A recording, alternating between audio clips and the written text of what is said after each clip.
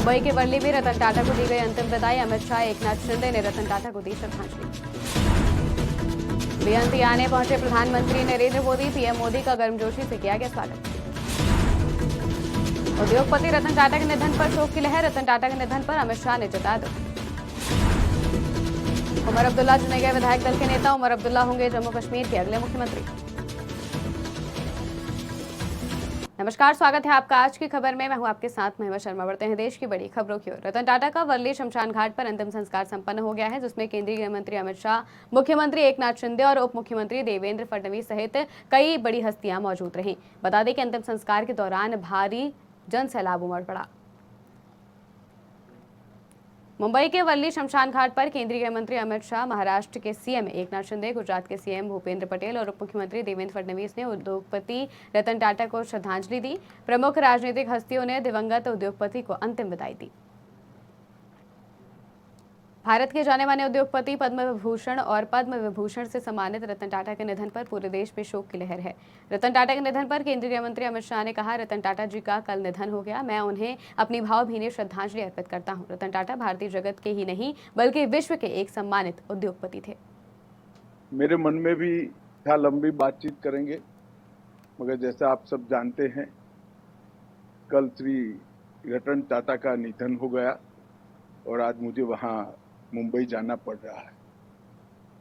सबसे पहले तो मैं रतन टाटा जी को बहुत मनपूर्वक श्रद्धांजलि देता हूं।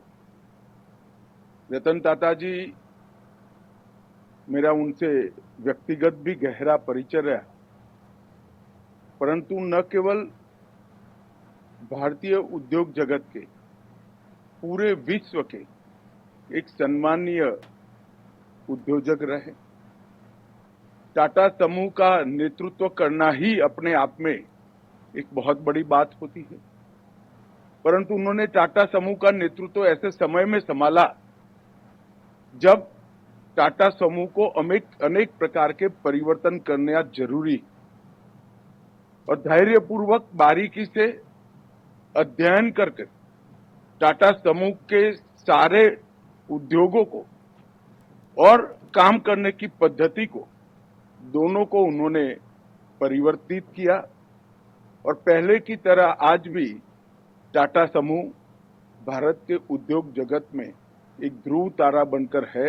उसमें रतन टाटा जी का बहुत बड़ा योगदान है। प्रधानमंत्री नरेंद्र मोदी 2 दिन के दौरे पर लाओस पहुंच गए हैं, जहां पर वो 21वें आसियान भारत शिखर सम्मेलन और 19वें पूर्वी एशिया शिखर सम्मेलन में शामिल होंगे। वियंतियाने के होटल डबल ट्री में प्रधानमंत्री मोदी का स्वागत करते हुए भारतीय प्रवासी और लाओस समुदाय के लोगों ने गायत्री मंत्र का पाठ किया। प्रधानमंत्री नरेंद्र मोदी ने कहा कि पिछले 10 वर्षों में हमारा एशियन क्षेत्रों के साथ हमारा व्यापार लगभग 2 गुना होकर $130 बिलियन से अधिक हो गया है।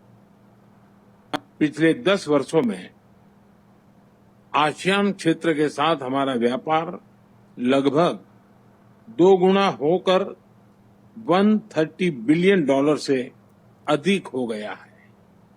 आज 7 आसियान देशों के साथ भारत ने डायरेक्ट फ्लाइट कनेक्टिविटी है और शीघ्र ही ब्रुनेई के साथ भी सीधी उड़ानें शुरू होगी।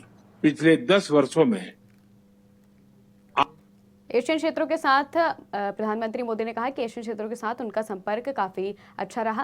अब बढ़ते हैं अगली खबर की ओर। जम्मू कश्मीर विधानसभा चुनाव में जीत के बाद नेशनल कॉन्फ्रेंस के उपाध्यक्ष और नवनिर्वाचित विधायक उमर अब्दुल्ला का बड़ा बयान सामने आया है। जेकेएनसी के उपाध्यक्ष और नवनिर्वाचित विधायक उमर अब्दुल्ला ने कहा कि नेशनल कॉन्फ्रेंस की विधायक दल की बैठक हुई और विधायक दल ने अपने नेता का चुनाव किया है।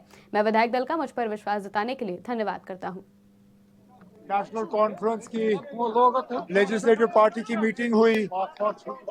लेजिस्लेटिव पार्टी ने अपने लीडर का फैसला किया और मैं नेशनल कॉन्फ्रेंस के लेजिस्लेटर्स का दिल की गहराइयों से शुक्रगुजार हूं कि उन्होंने मुझ पे एतमाद जताया, मुझ पे भरोसा किया और मुझे एक मौका दिया कि मैं राजभवन जाके गवर्नर साहब से हुकूमत बनाने का दावा करूं। अब फिलहाल कांग्रेस से बातचीत चल रही है ताकि उनका सपोर्ट जो है वो मिले, लेकिन फिलहाल 4 इंडिपेंडेंट एमएलए जो जीत के आए हैं, उन्होंने नेशनल कॉन्फ्रेंस को अपना सपोर्ट जो है वो दे दिया है। देश की बड़ी खबरों में फिलहाल इतना ही। देश और दुनिया की तमाम खबरों के लिए देखते रहिए आज की खबर।